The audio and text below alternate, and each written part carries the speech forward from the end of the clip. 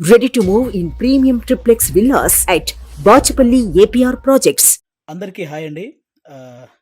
ముఖ్యంగా జన సైనికులకి, వీర మహిళలకి నాదొక చిన్న విన్నపం అండి. నేను ప్రొఫెషనల్‌గా కమెడియన్ అయ్యుండొచ్చు గానీ, పర్సనల్‌గా 80% మార్కులతో బీటెక్ కంప్లీట్ చేసి, ఈ సమాజం మీద, రాజకీయాల మీద, అలాగే వ్యక్తుల మీద, విలువల మీద, అన్నిటి మీద అవగాహన కలిగిన ఒక వ్యక్తిని నేను కూడా. ఆంధ్రప్రదేశ్‌లో ఓటు హక్కు ఉంది కాబట్టి జరుగుతున్న విషయాల మీద మాట్లాడే హక్కు నాకు కూడా ఉందని నేను మాట్లాడుతున్నాను. అంటే జనసేనకి 24 సీట్లు అని అనౌన్స్ చేయగానే చాలామంది పవన్ కళ్యాణ్ గారిని తిడుతున్నారు. కొంతమంది అలుగుతున్నారు. కొంతమంది అసంతృప్తి చెందుతున్నారు. ఇంకొంతమంది అయితే మోసిన జెండానే కిందేసి కాలుస్తున్నారు. ఇంకొంతమంది అయితే వేసిన స్టిక్కర్స్‌ను లాగేసి పీకేస్తున్నారు. ఇవన్నీ చూసి నిజంగా మనసుకి చాలా చాలా చాలా బాధనిపించింది. ఒక్కసారి ఆవేశంతో కాకుండా మీ ఆత్మసాక్షిగా ఆలోచించి చెప్పండి. తను నమ్ముకున్న ప్రజలను కానీ, తనతో నడుస్తున్న నాయకులను కానీ మోసం చేసే వ్యక్తిత్వం పవన్ కళ్యాణ్ గారికి ఉంటుందా అండి? పెట్టిన పార్టీకి సపోర్ట్ చేసే మనమే ఇంత ఆలోచిస్తే, ఒక పార్టీ పెట్టిన వ్యక్తి ఇంకెంత ఆలోచించుంటాడు. ఒక డెసిషన్ తీసుకోవడానికి తనలో తాను ఎంత మదనపడి ఉంటాడు. ఇది ఒక్కసారి ఆలోచించాలని మనస్ఫూర్తిగా కోరుకుంటున్నాను. 10 సంవత్సరాలుగా ఎటువంటి అవినీతి చేయకుండా, తన సొంత కష్టార్జితంతో పార్టీని నడుపుతున్న గొప్ప నాయకుడు పవన్ కళ్యాణ్ గారు. అలాంటి వ్యక్తి గురించి మన శత్రువులు మాట్లాడినట్టు మనం కూడా మాట్లాడితే నిజంగా బాధ అనిపించిందండి. అంటే 24 సీట్లేంటి, అదేంటి, ఇదేంటి అని. 2019లో కనీసం ఆయన్ను కూడా గెలిపించుకోలేని మనం, అదేంటి, ఇదేంటి అని అడిగే హక్కు నిజంగా మనకుందంటారా? అరే చిన్న పరీక్ష ఫెయిల్ అయితేనే ఇంట్లో నుంచి ఒక 10 రోజులు బయటికి రాము. అలాంటిది ఇంత పెద్ద ప్రజా సంగ్రామంలో 2 చోట్ల ఓడిపోయి కూడా రెండో రోజే సమస్య అనగానే పరిగెత్తుకుంటూ వెళ్ళి ఆ సమస్యను సాల్వ్ చేసిన గొప్ప మనసు పవన్ కళ్యాణ్ గారిది. తన పిల్లల కోసం బ్యాంకులో దాచిన డబ్బును కూడా తీసి కౌలు రైతుల కష్టాలు తీర్చిన పవన్ కళ్యాణ్ గారి గురించా మనం ఇలాంటివన్నీ మాట్లాడేది. ఎన్నో సమస్యల మీద ఎంతోమందికి ఎన్నో రకాలుగా సహాయం చేసిన వ్యక్తిత్వం. 2 అంటే రోజుకు 2 కోట్లు తీసుకునే ఒక స్టార్ హీరో సంపాదించిందంతా సహాయ కార్యక్రమాలకే పెట్టేసి, ఆల్మోస్ట్ అప్పు చేసి మరీ ఒక పార్టీని నడుపుతున్నాడని మీలో ఎంతమందికి తెలుసు? అలాంటి పవన్ కళ్యాణ్ గారి గురించి మనం ఎలా పడితే అలా మాట్లాడేస్తున్నాం. దేశ రాజకీయాల్లో దేశంలో ఇన్ని రాజకీయ పార్టీలున్నాయి. ఇంతమంది రాజకీయ నాయకులున్నారు. ఎవరైనా సరే, మేము అధికారంలోకొస్తే అది చేస్తాం, ఇది చేస్తాం అనేవాళ్ళే కానీ, ప్రతిపక్షంలో ఉండగా ఏనాడైనా వాళ్ళ జేబులో నుంచి ఒక్క రూపాయి తీసి ఎవరికైనా సహాయం చేశారా? అలా సహాయం చేసిన ఏకైక రాజకీయ నాయకుడు పవన్ కళ్యాణ్ గారు. అలాంటి వ్యక్తిని పట్టుకొని మనం కులాన్ని తాకట్టు పెట్టాడు, పార్టీని తాకట్టు పెట్టాడు, ప్యాకేజ్ తీసుకున్నాడు అని చాలా ఈజీగా అనేస్తున్నాం. అమ్మలాంటి కులాన్ని, పార్టీని తాకట్టు పెట్టే వ్యక్తే పవన్ కళ్యాణ్ గారు. డబ్బుకు అమ్ముడుపోతాడా?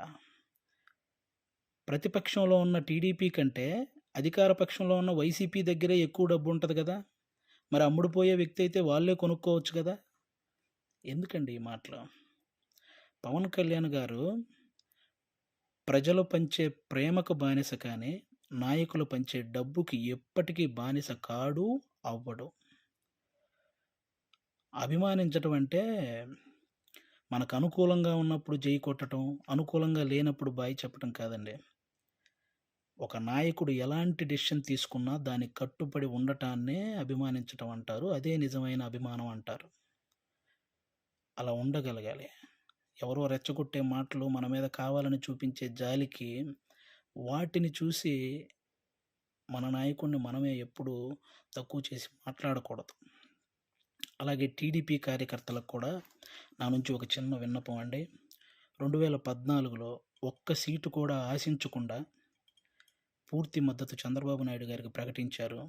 ఆ త్యాగాన్ని గుర్తించాలని మనస్ఫూర్తిగా కోరుకుంటున్నాను. అలాగే 2023లో 14 సంవత్సరాలు ముఖ్యమంత్రిగా చేసిన ఒక వ్యక్తిని పేద కుటుంబాల్లో ఎంతోమంది పేద విద్యార్థులు వాళ్ళు ఐటీ జాబ్ చేయొచ్చు, అమెరికాలోకెళ్ళి సెటిల్ అవ్వచ్చు అని ఈ ఐటీని తెలుగు రాష్ట్రాల్లో ప్రతి ఒక్కరికి పరిచయం చేసినటువంటి చంద్రబాబు నాయుడు గారు లాంటి వ్యక్తి ఒక 70 ఏళ్ల పైబడిన వ్యక్తిని జైల్లో పెడితే నిజంగా చాలామందికి బాధ అనిపించింది. అలాగే పవన్ కళ్యాణ్ గారు అక్కడికెళ్ళి కలవడం జరిగింది. పొత్తు అనేది పెద్ద సభలు పెట్టి ఆడంబరంగా చేసుకోవచ్చు. కానీ అలాంటి ఆడంబరాలు కోరుకోలేదు. అక్కడ కష్టాన్ని చూశాడు. ఆ జైలు ముందుకొచ్చి అక్కడే పొత్తును ప్రకటించాడు. ప్రకటించిన వెంటనే జన సైనికులందరికీ ఏం చూసించాడో తెలుసా? అవసరంలో మనం ఆదుకున్నాం కాబట్టి అనవసరంగా టీడీపీని ఎవరైనా తక్కువగా మాట్లాడడం కానీ, తప్పుగా మాట్లాడడం కానీ చేయొద్దని జన సైనికులందరికీ సూచించారు. ఒక సభలో మనం మాట్లాడేటప్పుడు జనసేన, టీడీపీ అని సంబోధిద్దాం. వాళ్ళు మాట్లాడేటప్పుడు టీడీపీ, జనసేన అని సంబోధిస్తారు అని కూడా చెప్పి కార్యకర్తల్లో ఒక ఉత్సాహాన్ని నింపారనమాట. అంటే ఒక పొత్తు ధర్మాన్ని ఇంతకంటే నిజాయితీగా పాటించే వ్యక్తి ఎవరైనా ఉంటారా? ఎక్కువ సీట్లు తీసుకొని ఇన్నే గెలిచాడా అనిపించుకోవటం కంటే, తక్కువ సీట్లు తీసుకొని అన్నీ గెలిచాడు అనిపించుకోవటం కరెక్ట్ అని భావించి 24 సీట్లకే పరిమితం అయ్యారు. కాబట్టి టీడీపీ కార్యకర్తలందరికీ రేపొద్దున ఆ 24 చోట్ల టీడీపీ కార్యకర్తల ఓటు ట్రాన్స్ఫర్ ఖచ్చితంగా జనసేనకు జరగాలి. ఆయన త్యాగాన్ని రుణం తీర్చుకోవాల్సిన సమయం వచ్చిందని నేను అనుకుంటున్నాను. అలాగే పవన్ కళ్యాణ్ గారి మాటని గౌరవించి జనసేన కార్యకర్తలు కూడా టీడీపీ నిలబడ్డ ప్రతి చోట ఆ ఓటు ట్రాన్స్ఫర్ జరగాలని మనస్ఫూర్తిగా కోరుకుంటున్నాను. చాలామందికి ఈ 24 సీట్లు ఏంటి, అదేంటి అని అసంతృప్తిగా ఉన్న వాళ్ళకి ఒక చిన్న ఎగ్జాంపుల్ చెప్తాను. మహేంద్ర సింగ్ ధోని క్రికెటర్ మీ అందరికీ తెలుసు. ఆయన వచ్చిన కొత్తలో స్టార్టింగ్లో డకౌట్ అయ్యాడు. ఆ తర్వాత మంచి మంచి షాట్లు కొట్టి ఒక 24 పరుగులు చేశాడు. ఇతనిలో గేమ్ ఉంది అని అందరికీ తెలిసేలా చేశాడు. ఆ తర్వాత గేమ్ చేంజర్ అయ్యాడు. ఆ తర్వాత గేమ్ విన్నర్ అయ్యాడు. ఫైనల్గా క్రికెట్నే శాసించాడు. మన నాయకుడు కూడా అంతే. స్టార్టింగ్లో 2 చోట్ల ఓడిపోయి ఉండొచ్చు. ఇప్పుడు 24 సీట్లతో అసెంబ్లీలోకి 21 సీట్లతో అసెంబ్లీలోకి వెళ్ళొచ్చు. 3 పార్లమెంట్ సీట్లు గెలవచ్చు. రాజకీయం బాగా తెలిసినవాడు అని అందరూ అనుకోవచ్చు. ముందు ముందు ఆయనే గేమ్ చేంజర్ అవ్వచ్చు.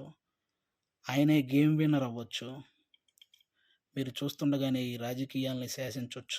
కాబట్టి ఎప్పుడు ఎవరిని తక్కువగా అంత ఈజీగా ఒక పార్టీ నడిపే అధ్యక్షుడు ఎంత ఆలోచించుంటే ఇవన్నీ చేస్తుంటాడని గుర్తుపెట్టుకొని మాట్లాడాలని మనస్ఫూర్తిగా కోరుకుంటున్నాను.